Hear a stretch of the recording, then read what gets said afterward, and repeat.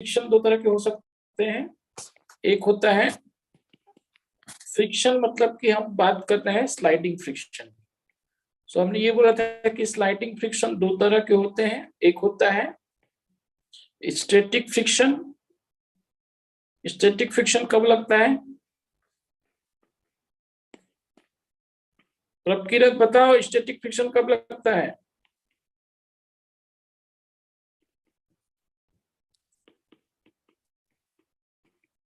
बोलो, सुनाई दे रही मेरी बात? भूल गए? रिदम बताओ। Yes sir. स्टैटिक फ्रिक्शन कब लगता है?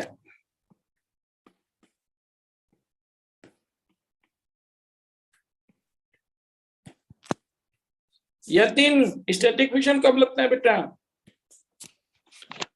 सर जब मोशन ना हो रहा हो। जब रिलेटिव मोशन ना, when there relative. is no relation। Sir हाँ, सर मैंने वो डाउट था कल की क्लास से, रिलेटिव मोशन और मोशन में एक बार डिफरेंस बता दूंगा। बता रहा हूँ। when there is no relative motion between two surfaces, किसी सरफेस के ऊपर होगा ना ये जो भी कुछ होगा, ठीक है? तो स्टैटिक फ्रिक्शन से मान लो, तुमको एक बड़ा बढ़िया एग्जांपल दे रहा हूं। तुम मान लो कि यहाँ पे तुम्हारा IIT में सिलेक्शन हो गया और अब तुम्हें थोड़ा सा मजे करना है जिंदगी के। तो मजे करना है तो तुम जो है असली भारत देखना चाहते हो। तो असली भारत कैसे देखेंगे? असली भारत देखने के लिए हम बसों की छत पे घूमते हैं। तो तुमने क्या किया कि बस के छत पे बैठ के और घूमना चालू कर दिया। ये तुम्हारा बस, ये बस ऐसे चल रहा है। अब तुम लोग अपने दोस्त यार सब बैठ के बस की छत पे, और बस अपना लेट्स से आगे जा रही है। एक्सीलरेट करते हुए, थोड़ा एक्सीलरेशन लेगी, ठीक है, किसी एक्सीलरेशन से जा रही होगी। शुरू में तो एक्सीलरेशन से ही जा रही होगी और इसकी छत पे तुम लोग बैठे हुए हो। बैठने का वाला फिगर कैसे बनाऊं मैं? ये तो खड़ा जैसा हो लग रहा है। ऐसे बैठे हुए, ठीक है, ठीक है, ऐसे। और ये बस ऐसे आगे जा रही है। तो यहां से यदि कोई आदमी देखेगा तो तुम क्या हो? मोशन में हो कि नहीं हो? बोलो। With respect to ground, the man on the bus is in motion. बोलो यस, बोलो यस। Yes sir. प्रबकीरत बात समझ में आ रही है? Yes sir. तो ये मोशन में तो है, लेकिन किसके रिस्पेक्ट में है? ग्राउंड के रिस्पेक्ट में। वास्तव में बस के रिस्पेक्ट में तो मोशन है नहीं इसका कुछ भी। With respect to bus, with respect to bus the person is at rest. बोलो yes. So relative motion with respect to bus क्या हो गया? जीरो हो गया। जहां पे है वो डायरेक्ट किसके कांटेक्ट में है? सरफेस ऑफ बस के कांटेक्ट में है कि नहीं है? बोलो। डायरेक्ट यदि सरफेस ऑफ बस के कांटेक्ट में है तो यहां पर रिलेटिव मोशन नहीं है। There is no relative motion. लेकिन मोशन है कि नहीं है इसका? मोशन तो है ना? बोलो हेलो। मोशन तो है ना? विद रिस्पेक्ट टू सरफेस नहीं है जिस पे वो बैठा हुआ है। बाकी वास्तव में तुम मोशन में है ना, जमीन से देखोगे तो। Yes sir. लेकिन रिलेटिव मोशन नहीं है, क्योंकि जिस सरफेस पे वो बैठा हुआ है वो सरफेस की वेलोसिटी और उस पर्सन की वेलोसिटी दोनों सेम है किसी भी समय पे। इसलिए हम ये बोलेंगे कि it's relative motion is zero, but it has a motion. तो स्टैटिक फ्रिक्शन ना तब लगता है जब रिलेटिव फ्रिक्शन नहीं लगता है, या रिलेटिव फ्रिक्शन रिलेटिव मोशन को ये रोकना चाहता है। मान लो कि यही ब्लॉक जमीन पे तुमने रख दिया होता, तो जमीन पे स्टैटिक फ्रिक्शन क्या करता है? चाहता है कि जमीन पे बॉडी ना मूव करे। तो स्टैटिक फ्रिक्शन का काम सिर्फ ये नहीं है कि बॉडी को वो मूव नहीं करने देगा। जिस जगह पे रखा है उस जगह पे मूव करने से रोकता है। जैसे यहाँ पे F लगा दिया तुमने, तो इधर रख के F फ्रिक्शन उसको रोक लेगा, जिसके ऊपर हमने कल क्वेश्चन किया था। बात याद आ रही है? बोलो yes, hello, yes. Yes sir. और दूसरी चीज हमने क्या बोला था कि एक तो रिलेटिव मोशन नहीं होता है, दूसरा ये जितनी जरूरत होते हैं उतना ही लगता है। It is acting on the body as per requirement to prevent the relative motion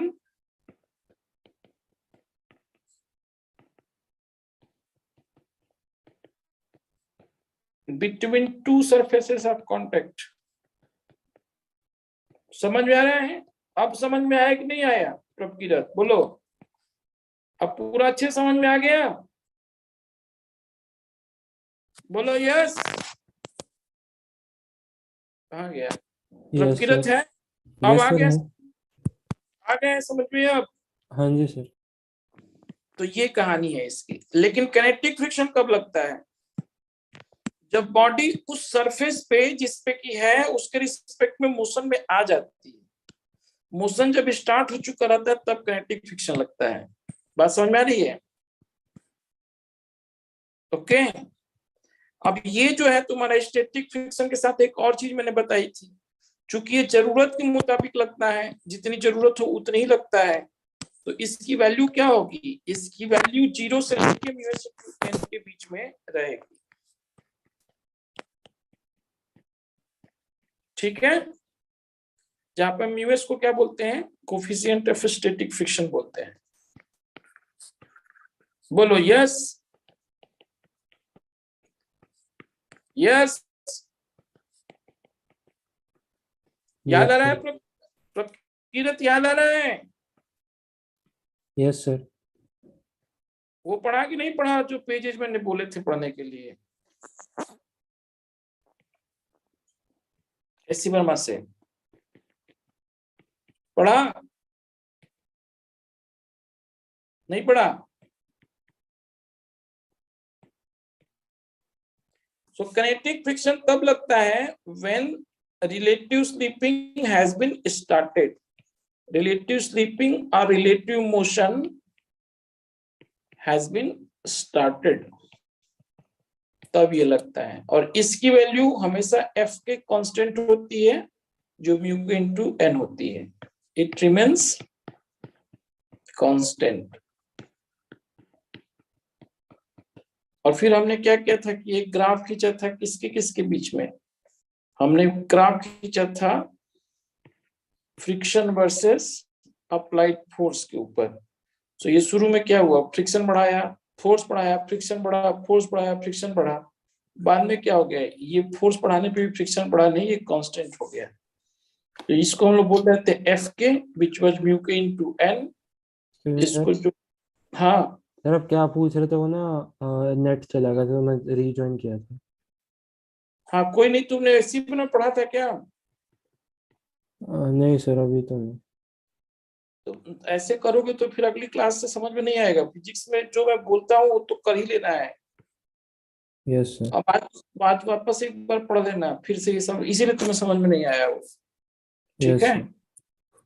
तो ये देखो, ये हो गया तुम्हारा एफ एस मैक्सिमम। कल वाली चीजें वापस सारी रिवाइज कर दी। ये हो गया म्यू के, और ये एफ वर्सेस एफ का ग्राफ हो गया। ठीक है? बात समझ में आई? Yes sir. चलो अब आते हैं, हम लोग बात करते हैं। अब हम क्वेश्चन करेंगे थोड़े बहुत। तो सबसे पहला क्वेश्चन हम करते हैं कि एक मैंने क्या किया, एक ब्लॉक लिया, 2 kg का,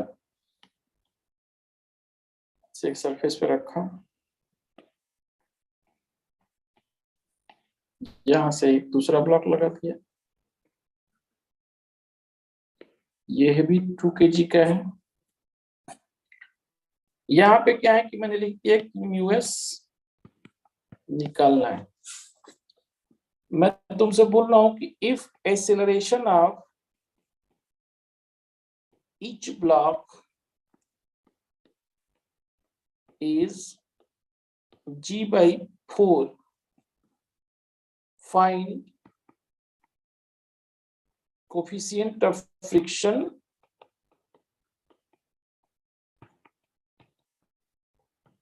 on upper block and surface where it is placed. Question समझ में आया? बोलो, समझ में आया? Yes sir. तो ये निकालो तुम लोग, चलो। 2 kg के 2 ब्लॉक हैं, एक ऐसे नीचे लटका दिया, ये बेसिकली ऐसे जा रहा है। क्वेश्चन में दे रहा है कि ये एक्सीलरेशन जो है, ये एक्सीलरेशन ए इस तरफ और ये एक्सीलरेशन ऐसे नीचे की तरफ। This value is given as G/4 and your question is you have to find out friction coefficient between these 2 kg block and surface. चलो निकालो जल्दी से।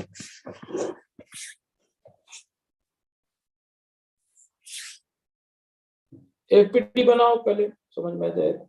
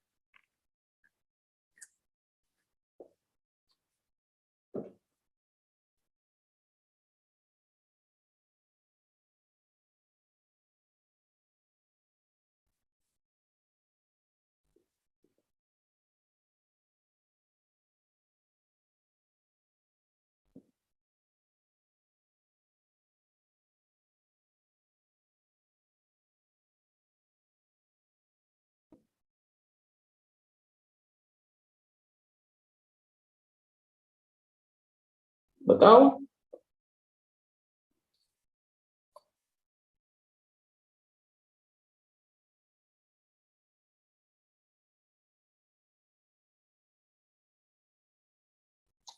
चलो बच्चों देखो, तो सबसे पहले ऊपर वाले का एफपीटी बनाओ। तो ऊपर वाले का जब एफपीटी आप लोग बनाओगे 2 kg का, तो क्या हो जाएगा इसके ऊपर, क्या क्या फोर्सेस लगेंगे इसके ऊपर। एक लगेगा टेंशन T, दूसरा लगेगा नॉर्मल फोर्स ऊपर की तरफ, नीचे लग जाएगा 20। जी की वैल्यू में 10 ले लेता हूं, और इस तरफ क्या लग जाएगा अपोजिट डायरेक्शन में μs इंटू n। अब मुझे ये बताओ कि यहाँ पे μs इंटू n लगेगा यदि इसके ये मूव कर रहा है तो, यतीन μs इंटू n लगेगा क्या? नहीं लगेगा सर। μs इंटू n नहीं लगेगा। तो यदि मैंने ये चीज तुमको दिया हुआ है तो this statement is basically wrong. Coefficient of static friction निकालने की यदि बातचीत करी जा रही है तो तुम बिना इसको सॉल्व किए ही लिख सकते थे कि कोफिशिएंट ऑफ स्टैटिक फ्रिक्शन तो जो भी होगा, लेकिन स्टैटिक फ्रिक्शन 0 होगा, क्योंकि स्टैटिक फ्रिक्शन रहेगा ही नहीं इसके ऊपर।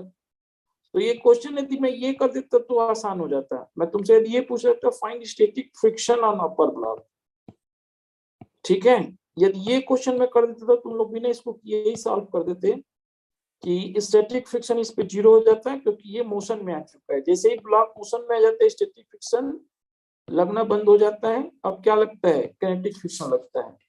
तो यदि मैं इसको रिफ्रेम कर दूं यदि क्वेश्चन को, तो स्टैटिक फ्रिक्शन क्या हो जाएगा? 0 हो जाएगा। सिंस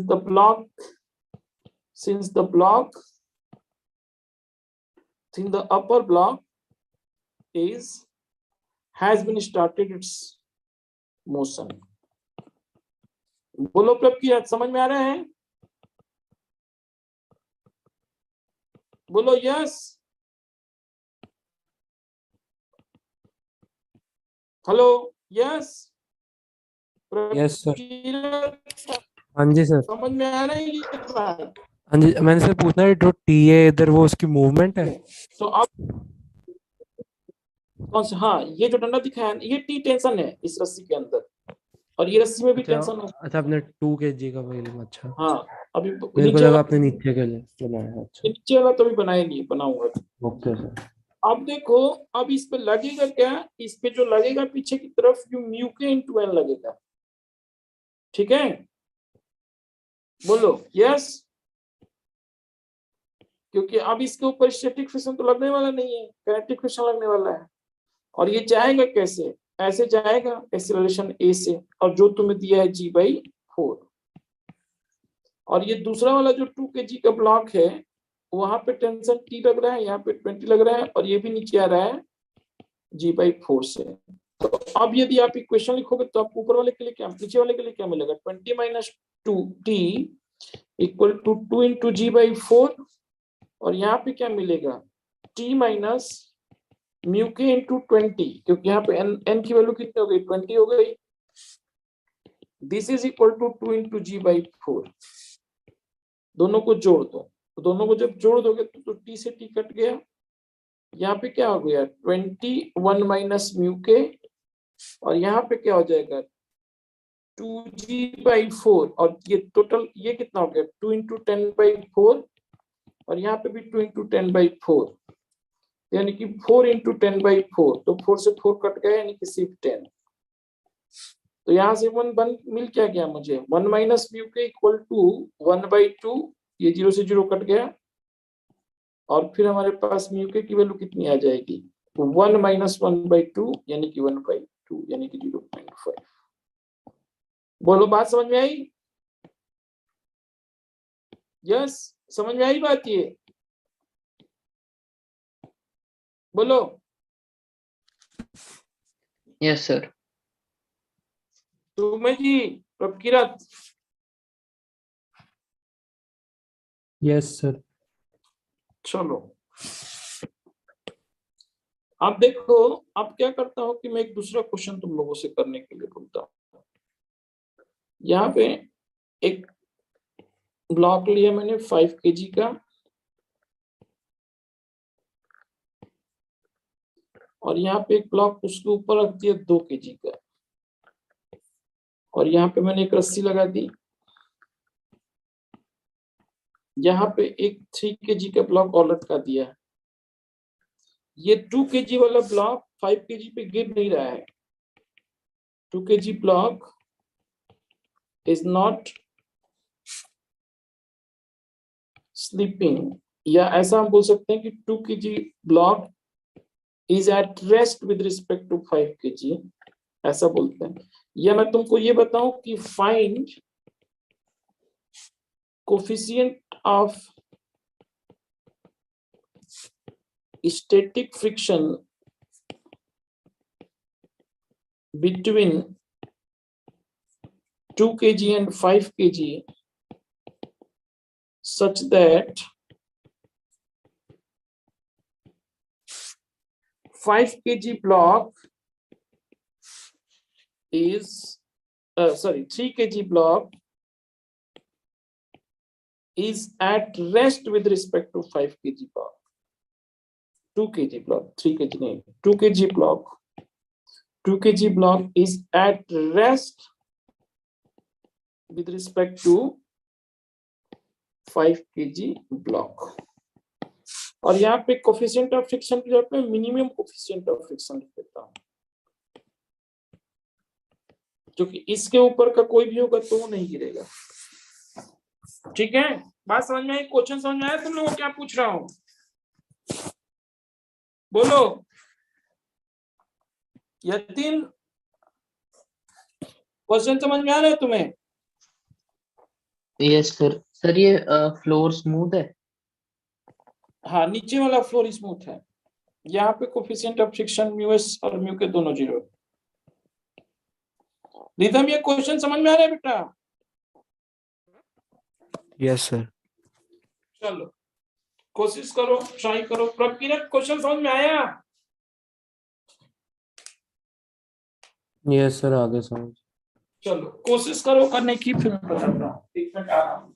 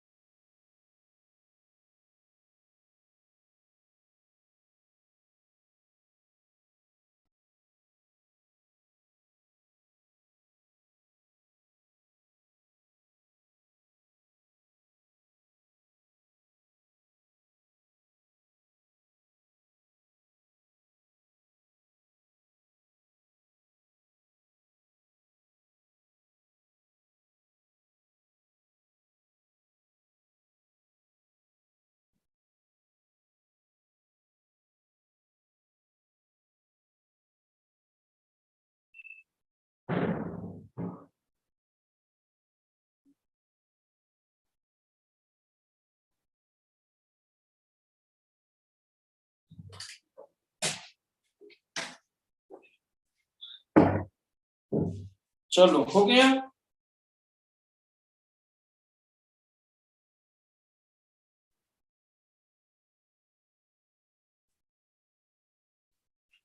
हाँ बताओ। हेलो, अब देखो, यदि वो मूव नहीं कर रहा है ना, तो तुम मान लो कि ये साथ साथ जा रहे हैं दोनों। ठीक है, बोलो यस। यहाँ पे मैं लिख देता हूं कि सिंस 2 kg, आवाज आ रही है मेरी? Yes sir. is not moving with respect to 5 kg,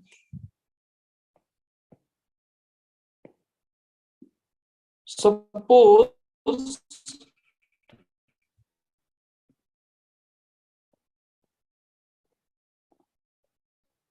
that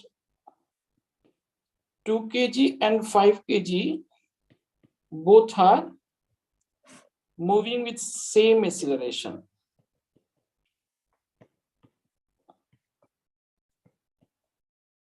ठीक है, प्रकिरत बात समझ में आ रही है क्या कह रहा हूं मैं? बोलो। सर एक बार फिर से बता दूँ? अच्छा मैं ठीक बोल है, रहा हाँ, हूँ आगे आगे समझ गया सर। दोनों साथ साथ जाएंगे ना, हाँ इसका मतलब। तो भी ठीक, विद रिस्पेक्ट टू रेस्ट पे रहेगा। हाँ हम्म, बिल्कुल। ठीक है। अब देखो, अब क्या करेंगे कि हम निकाल लेते हैं एक्सीलरेशन। जब ये बात हो गई तो हम एक्सीलरेशन निकाल लेंगे। तो एक्सीलरेशन निकालने के लिए हमने क्या पढ़ा था एनएलएम में? Net pulling force upon total mass. बोलो, यही तो पढ़ा था। तुम्हारा क्या हाल चाल है जी आज का? ये क्या नाम है, यतीन, तुम्हारी कितनी क्लासेस हुई हैं आज? क्या सर? कितनी क्लासेस हुई हैं तुम्हारी सुबह से? सर क्लासेस तो नहीं थी, टेस्ट थे। अच्छा, तुम अभी हिम्मत है तुम्हारे पास शरीर में बची हुई? सर कर थक लूंगा थोड़ी देर, मतलब। थोड़ी देर थोड़ी देर नहीं, अभी तो पढ़ाने आज लंबी क्लास लेनी है, तो तुम बोलोगे तो मैं कराऊंगा, नहीं तो कल ले लूंगा, कोई इशू नहीं है। आज नहीं बस नहीं, बैठ लूंगा। बैठ लोगे ना? ठीक है, यस सर। ठीक है, ठीक है, ठीक है, good. So net pulling force हो गया 3G, टोटल मास हो गया 3 + 7। सो बच्चों ये हो जाएगा 3 × 10/10। तो 10 से 10 कट गया तो ये कितना हो जाएगा? 3 मीटर/सेकंड स्क्वायर। बोलो यस। एक्सीलरेशन समझ में आया? बोलो, एक्सीलरेशन कैसे निकाला समझ में आया? Yes sir. प्रकिरत बात समझ में आई बेटा? बोलो। Yes sir. ठीक है, अब तुम ये बताओ कि 3 मीटर/सेकंड स्क्वायर आया, इसका मतलब क्या हुआ?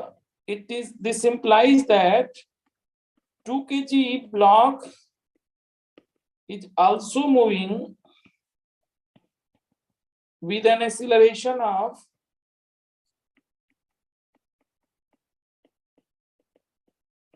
3 metre per second square in the forward direction. बोलिए yes or no? Yes, yes. Yes sir. So now what you are going to do? You will draw FPT of 2 kg block. So 2 kg block का FPT आप draw करोगे तो इसको ऊपर पर लग रहा होगा टेंशन, नीचे लग रहा होगा mg which is 20। और अब यहाँ पे स्टैटिक फ्रिक्शन क्या करेगा?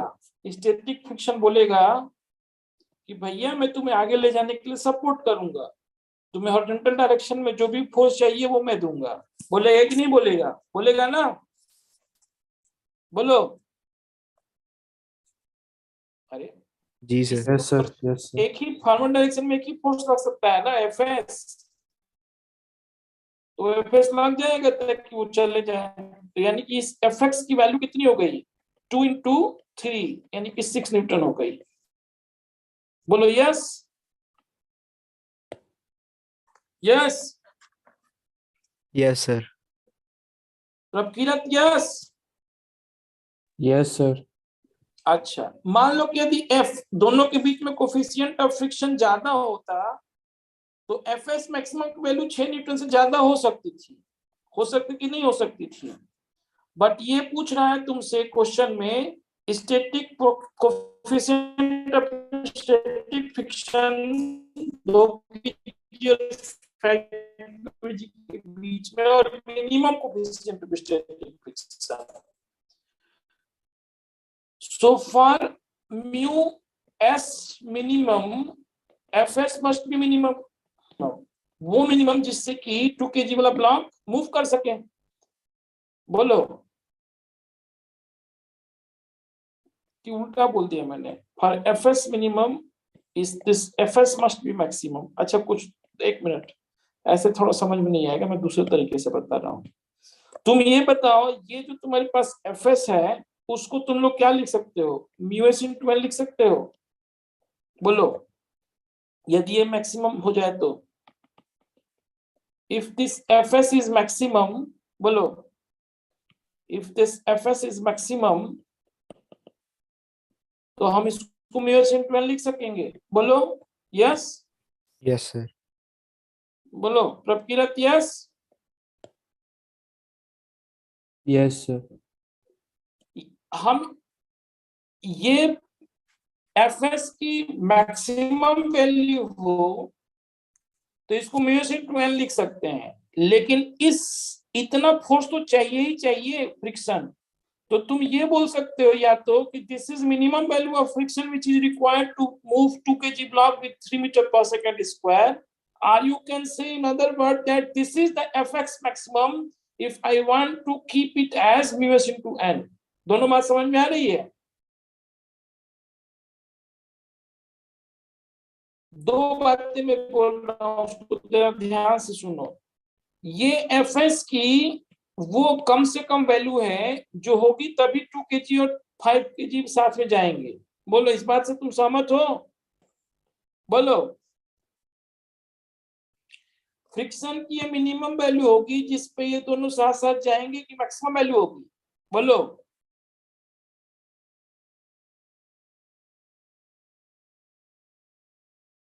बोलो भाई, तुम लोग कंफ्यूज क्यों हो रहे हो? ये फ्रिक्शन की वो मैक्सिमम वैल्यू है जो जरूरी है दोनों को साथ साथ ले जाने के लिए, कि मिनिमम वैल्यू है जो जरूरी है साथ साथ ले जाने के लिए? Sir minimum. ये फ्रिक्शन की मिनिमम वैल्यू है साथ साथ ले जाने के लिए, बिल्कुल सही बोला तुमने। लेकिन यदि हम दूसरे तरीके से इसको सोचे तो म्यूएस इनटू एन के रूप में यदि फ्रिक्शन को मुझे लिखना है तो मैं क्या कहूंगा? मैं बोलूंगा कि this is the maximum friction जिसके ऊपर क्या होगा, म्यूएस की वैल्यू मुझे मिलेगी, और वो म्यूएस की वैल्यू से हम क्या this the minimum friction required नहीं हम बोलेंगे, हम बोलेंगे कि this is the minimum friction which is actually required and this is the maximum friction which is available to move the body with 3 meter per second square। दोनों बात समझ में आ रही है? दो बात मैं बोल रहा हूं अंग्रेजी में, दोनों का मीनिंग समझ में आ रहा है? मैं बोल रहा हूं कि fs this is minimum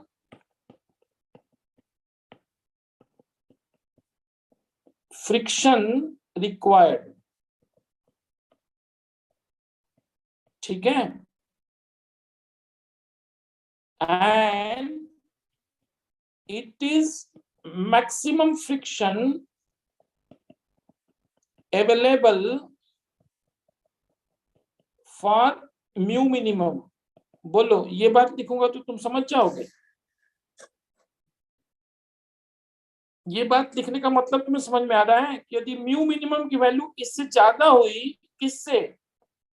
mu minimum से ज्यादा यदि म्यू की वैल्यू होगी तो फ्रिक्शन उससे ज्यादा भी लग सकेगा ना? बोलो ये जो शब्द लिखा है उसका मतलब पहले तुम लोग बताओ समझ में आया कि नहीं तुम लोग को, क्योंकि ये बुक में कहीं लिखा नहीं रहता है। यतिन ये जो मैं बात बोल रहा हूं तुम समझ रहे हो?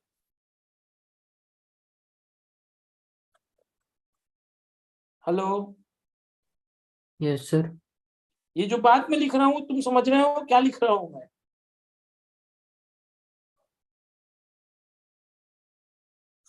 नहीं, अरे हाँ ना कुछ बोलो बेटा, तब सर तो एक बार आप। फिर से बता दो। हाँ बिल्कुल, मैं बोल रहा हूं कि this is minimum friction required, किस लिए? ताकि मोशन ना हो, टू प्रिवेंट द मोशन, ठीक है? बोलो बच्चों। Yes sir.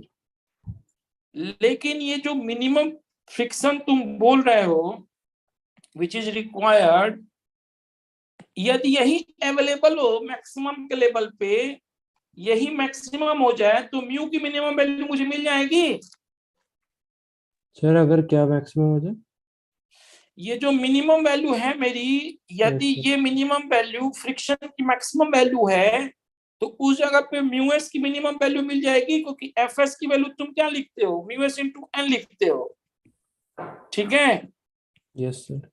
सो यदि तुम्हारे पास म्यू एस इंटू एन में म्यू एस की एक वैल्यू तुमने निकाल ली है यहाँ से, और उस म्यू एस की वैल्यू जो निकालना उससे ज्यादा वैल्यू कोई भी आएगी तब तो ये ब्लॉक मूव नहीं करेगा ना, तब तो फ्रिक्शन प्रोवाइड कर ही देगा उसको नहीं मूव करने के लिए।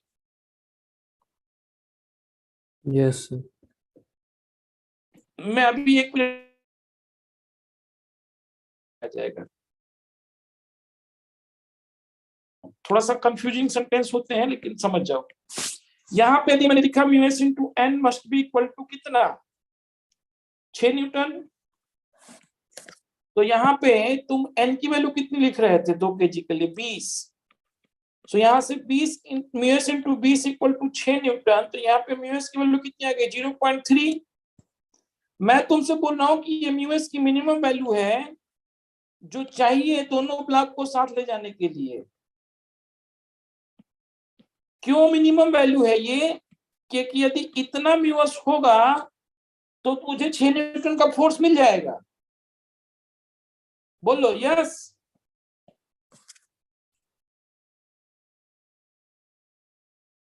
सुनो,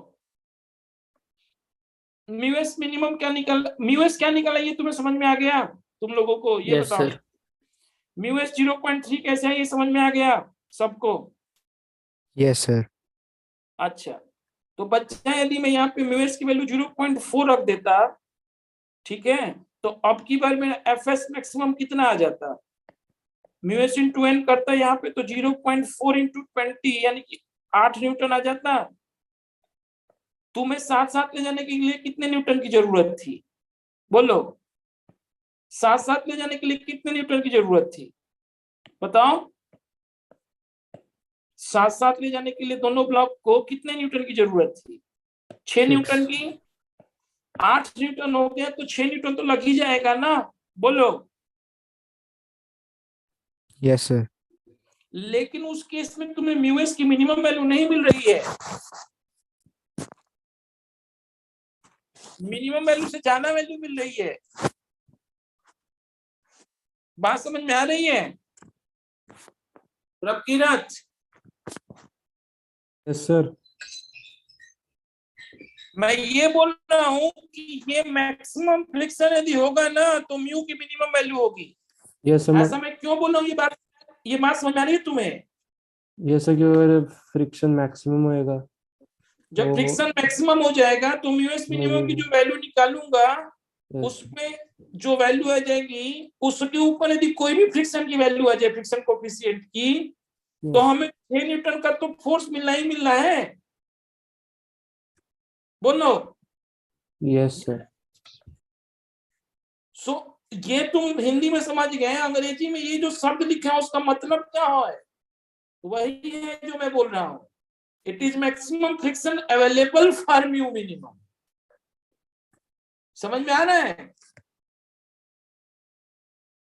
बोलो। ये तो मतलब सर ये कह रहे हो कि म्यू मैं बोल रहा हूँ कि for मिनिमम all friction ये मिनिमम फ्रिक्शन रिक्वायर्ड है to move a body. to prevent the motion of the body. हाँ, to move the motion with 3 meter per second square. You can say in another words. Same. Sir ये Yes. तो sir जब ये And mu this अगर maximum value है friction की FS, तो फिर एफएस ये मैक्सिमम वैल्यू कब हो जाएगा? जब म्यू मिनिमम निकालना होगा मुझे। Yes sir. बात समझ में आ रही है ये फ्रिक्शन की मिनिमम वैल्यू ही जो रिक्वायर्ड है टू प्रिवेंट द मोशन, लेकिन ये मैक्सिमम कब हो जाएगी? सर जब म्यू मिनिमम निकालना होगा। Minimum value of friction to prevent है मूव द बॉडी। हाँ, this is minimum friction required to prevent the motion, अच्छा सर ठीक है। To prevent the motion with respect to 5 kg। Okay. ठीक है, yes sir. and to move the body with respect to ground with 3 meter per second square. Okay, yes sir. both thing can be said. ठीक है, yes sir. लेकिन ये चीज जो हमने minimum बोला है वो मैक्सिमम कब हो जाएगा? जब म्यू की मिनिमम वैल्यू मुझे निकालनी होगी। बात समझ में आया? यस सर आ गए।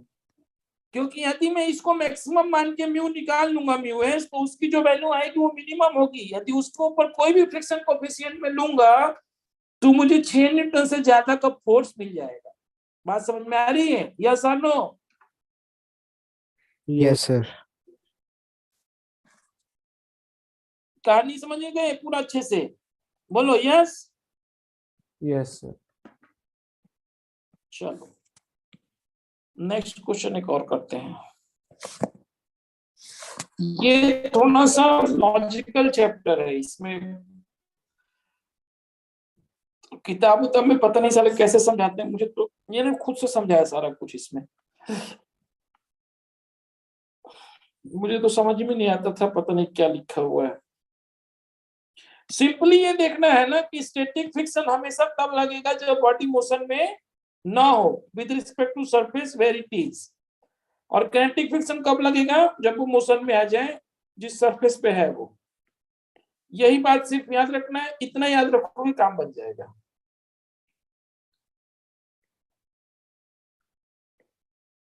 यहाँ पे स्मॉल एम है,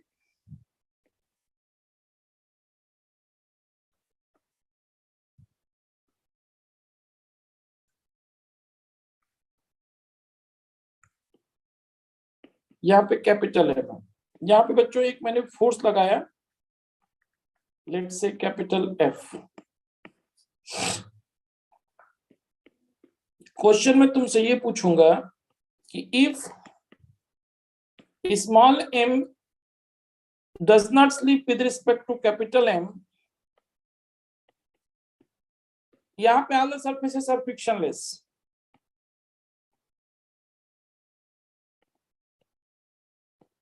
एनएलएम का क्वेश्चन है ये, अभी बाद में मैं इसमें लगाऊंगा फ्रिक्शन। अभी all the surfaces are frictionless। If M does not slip on capital M, find the value of capital F। Find the value of capital F। चलो बच्चों करो इसको करो, फिर इसी को हम लोग करते हैं। इसी से हम लोग फ्रिक्शन का क्वेश्चन बनाएंगे।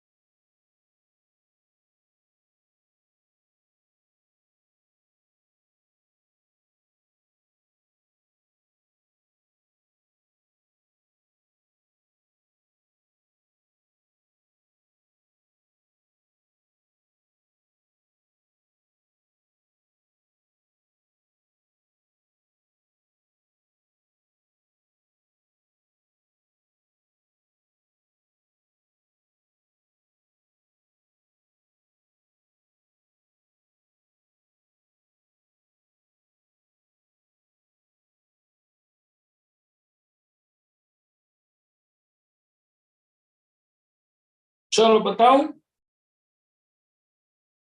देखो अब यहाँ पे तुम लोग ये बताओ कि since small m does not sleep on the capital M,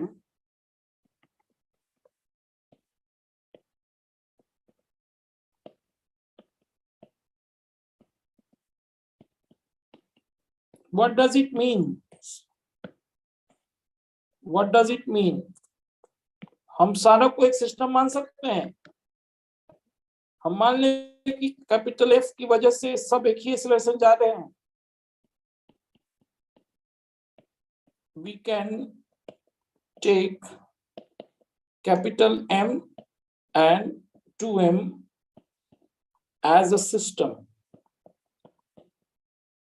As a system का मतलब क्या हुआ? That is capital M and both small m are moving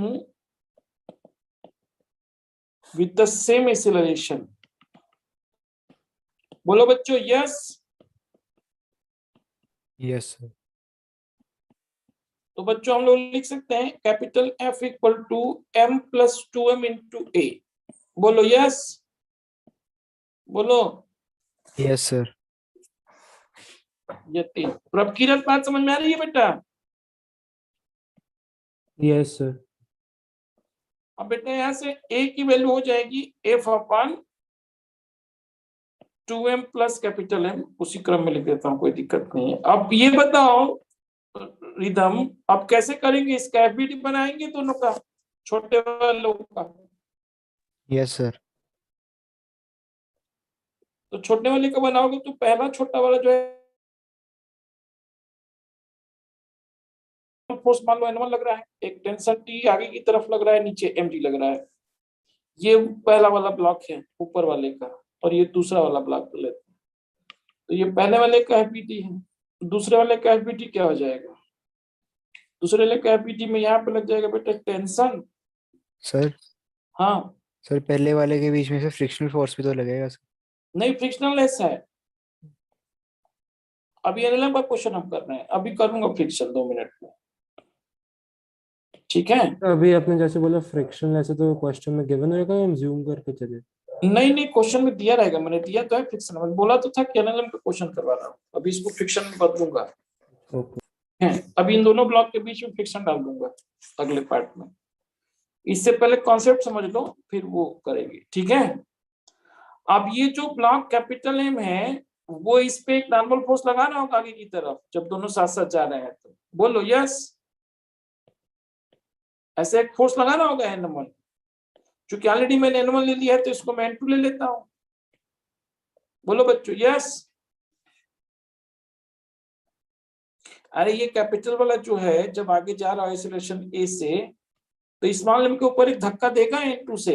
बोलो नहीं देगा कि नहीं देगा? बोलो यस और नो। Yes sir. तुम लोगों को नहीं समझ में आ रहा है रिदम और प्रभ को? सर फिर से बताना सर ये। यदि ये Yes, दोनों sir. साथ में जा रहे हैं, ये m और ये स्मॉल वाला m साथ में जा रहे हैं, तो जब ये आगे जाएगा तो स्मॉल m को धकेलेगा ना आगे की तरफ, तो कांटेक्ट फोर्स पे नॉर्मल फोर्स नहीं लगेगा इस यस डायरेक्शन। सर। बोलो प्रभ की रात। सर इतना फिर से बताना। यदि ये आगे जाएगा तो इसके Yes, साथ जो sir. ब्लॉक लगा हुआ है उसको ऐसे आगे के डायरेक्शन में धकेलेगा, ये तभी तो जाएगा Yes, आगे sir. उसके साथ। Yes sir. तो किस चीज से धकेलेगा? मान लेता हूँ N2 से धकेल रहा है, ठीक है? सो वो N2 हमें दिखाना पड़ेगा यहाँ पे फिगर में, ठीक है? बोलो यस और नो। Yes yes sir. बोलो प्रभ की रात। यस। Yes sir. अब देखो, अब इक्वेशन बनाओगे तो ये पहले वाले के लिए N1 हो जाएगा mg, this is your equation 1। और जो टेंशन होगा उसकी वैल्यू हो जाएगी m into a, this is your equation 2। ये दोनों उसके नीचे रख दो। और आप मुझे ये बताओ कि यहाँ पे टेंशन की वैल्यू कितनी हो जाएगी? mg हो जाएगी। बोलो यस, दिस इज इक्वेशन 3। और n2 की वैल्यू किसके बराबर हो जाएगी, मास इंटू एक्सेलरेशन के बराबर हो जाएगी। This is equation 4। बोलो बात समझ में आ रही है, यस और no? Yes sir. Ridham yes, Prabhkirat yes, Prabhkirat yes समझ सर। समझ यस में आ सर। रहा है? चलो अब तुम लोग का बैच मुझे करना पड़ेगा चेंज, क्योंकि अब तुम लोग हो जाओगे, दोनों को घाटा होगा। अब 12th वालों को जल्दी जल्दी समझ में आ रहा है, तुम लोग को धीरे धीरे आ रहा है। 12th वालों को लेट हो जाएगा, अब तुम लोग को समझ में नहीं आएगा। तुम लोग स्कूल से कब आ जाते हो, मतलब कल मंडे के दिन क्या होता है तुम लोग का, 11th वाले दोनों का, प्रभकिरत और तुम्हारा रिदम का? सर मेरा, एमडब्ल्यूएफ में क्या होता है तुम लोगों का? सर मैं कल नहीं जा रहा स्कूल, कल छुट्टी ले रहा हूँ। नहीं नहीं, वो शाम का, मैं क्लास तो शाम को ही रखता हूँ ना। शाम अच्छा। का क्या रहता है तुम्हारा शेड्यूल कल के दिन? सर कल तो मेरी क्या कहते हैं, सिर्फ आपकी ट्यूशन होती है कल। एमडब्ल्यूएफ में सिर्फ मेरी ट्यूशन होती है, ओके। हाँ जी, केमिस्ट्री की, क्योंकि मैंने ये छोड़ दी थी पिछले हफ्ते, तो अभी नहीं लगवा रहा हूँ। तो केमिस्ट्री तो शाम को ही होगी ना तुम्हारी, 2 से 4 के बीच में। हाँ जी सर, वो रखूंगा तो मैं दोपहर के टाइम वैसे। अच्छा रिदम, तुम्हारा क्या शेड्यूल रहता है? सर मेरा तो सिंपल शेड्यूल ही है सर, सिंपल स्कूलिंग से शेड्यूल बगैर। में एमडब्ल्यूएफ में तुम फ्री रहते हो ना? Yes sir. सो एमडब्ल्यूएफ में यदि मैं तुम लोग की क्लास रेगुलर जो है अभी रख लेता हूँ,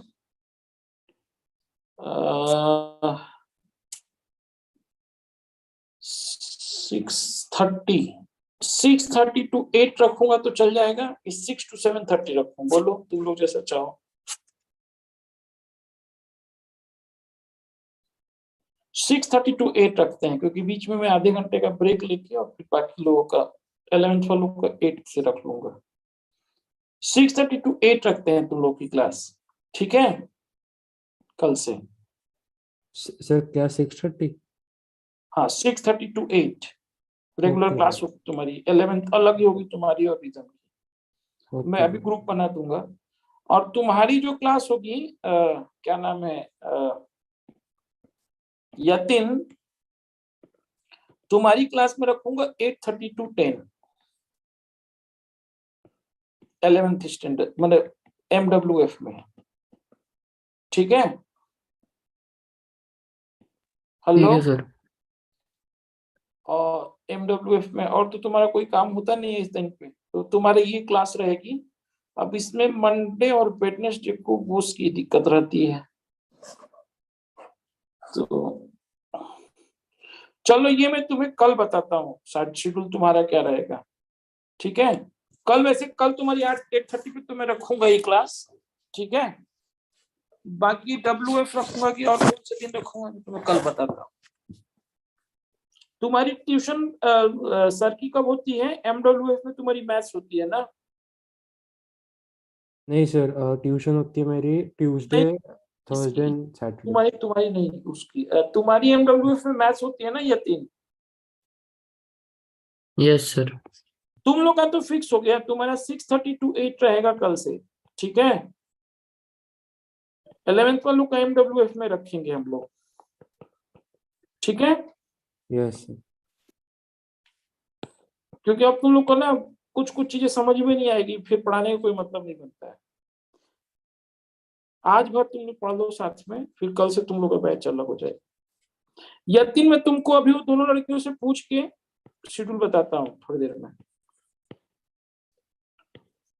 अब देखो, यदि मैं equation 2 by equation 2 and 3 compare करूं तो एक्सेलरेशन की वैल्यू क्या हो जाएगी? जी हो जाएगी, बोलो यस यस। Yes sir. तो यहां से यदि इक्वेशन 1 से तुम निकालना चाहो तो एफ की वैल्यू हो जाएगी capital M plus 2m into g, ठीक है बच्चों? Yes, okay, yes sir. ठीक है। तो अभी तुम लोग एक ब्रेक ले सकते हो, तुम लोग अभी 11th वालों को कल मिलूंगा मैं। सर ये यदि एक हाँ और बच्चा बता देना, क्या ये लास्ट वाली क्वेश्चन क्या है? हाँ, ये जो एफ निकाला था ना मैंने शुरू में, ए की वैल्यू मुझे जी मिल गई यस इक्वेशन सर। 2 और 3 से, हाँ तो जी वो वैल्यू इसमें डाल दिया, तो एफ की वैल्यू मिल गई m+2m इंटू जी। ठीक है। सर, हाँ जी ठीक है। हाँ, अब तुम लोग लीव कर दो। यतिन अभी बेटा तुम रुको थोड़ी देर। सर हाँ सर जो आपने कल नोट्स बनाए थे सर, नोट्स भेज देना सर फ्रिक्शन के। अच्छा, कल छूट गया था क्या? अभी भेज यस देता हूँ। हाँ, अब ये दोनों भेज दूंगा साथ में मिला के। ठीक है। ठीक है सर। हाँ हाँ, जी कल अब तुम लोग 6:30 पे मिलना मेरे सर, आप ये साथ। गूगल ड्राइव पे डाल दोगे फाइल पे? ये अभी भी भेज दूंगा तुमको, दोनों भेज। अभी अभी तुम लोग एक ग्रुप बनाता हूँ, उसी ग्रुप पे डाल दूंगा। गूगल अच्छा ड्राइव पे ठीक भी है डाल सर। दूंगा, वीडियो भी डाल दूंगा गूगल ड्राइव पे। ठीक है। ओके हाँ, तुम लोग लीव कर लो अभी। अभी बस यतिन को रहने दो। Thank you. Thank you okay sir. Okay, thank you बेटा। मैं अब इसमें क्या करता हूँ ना कि इस क्वेश्चन के अंदर यदि मान लो कि मैंने यहाँ पे, हेलो आवाज आ रही है मेरी, यस सर।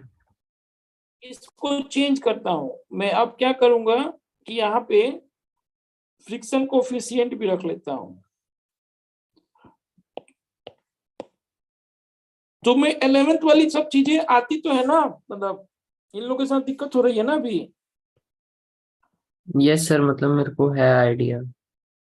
हाँ, इसीलिए मैंने अलग कर दिया कि तुम लोग को ज्यादा पढ़ा पाऊंगा ना मैं। तुम बस मुझे बता देना, क्योंकि मैं बहुत तेज पढ़ाता हूँ। जैसे वेव पढ़ाया था तो तुम्हें सब कुछ समझ में आया था ना उसमें। यस सर, वो ठीक थी स्पीड। हाँ, वो मेरी नेचुरल स्पीड है, उससे धीरे नहीं पढ़ाता हूँ मैं। ये तो यस सर, बेचारे बढ़िया। है ना, तो बहुत तेज पढ़ाऊंगा तो इन सालों को समझ में नहीं आएगा क्या चल रहा है। जी सर। तो अभी कल से फिर से स्पीड हो जाएगा, तो तुम्हारा कोर्स चल, नहीं तो कोर्स ही नहीं खत्म हो जाए पाएगा हमारा इनके चक्कर में रहेगा। हाँ जी सर। तो मैं कल बताता हूँ तुमको शेड्यूल, आज ही बता दूंगा वैसे तो। अब देखो इन दोनों पे रख दिया मैंने म्यू, ठीक है। तो अब आपको ये बताना है कि find maximum and minimum value of F such that small M does not slip on the capital M. Find minimum and maximum value of capital M, F minimum and F maximum such that small m does not sleep on capital. अब ये question तुम लिख लो, इसको तुम अभी solve करो। अभी मैं तुम्हारी क्लास फिर से कंटिन्यू करूंगा 9:30 पे। खाना तुमने खा लिया बाकी है अभी? खा लिया सर। खा लिया है ना, तो ठीक है। अभी तुम इसको सॉल्व करो, 9:30 में फिर चालू करता हूँ, साथ में वो लड़की भी आ जाएगी, फिर 2 ब्लॉक सिस्टम हम लोग करेंगे। ये आज कंप्लीट कर लेंगे इस चैप्टर को, ठीक है। 9:30 पे फिर कंटिन्यू करूंगा। ये ठीक है क्वेश्चन मैं सर। तुम्हें भेज रहा हूँ, ये तुम हाँ लगा के रखो।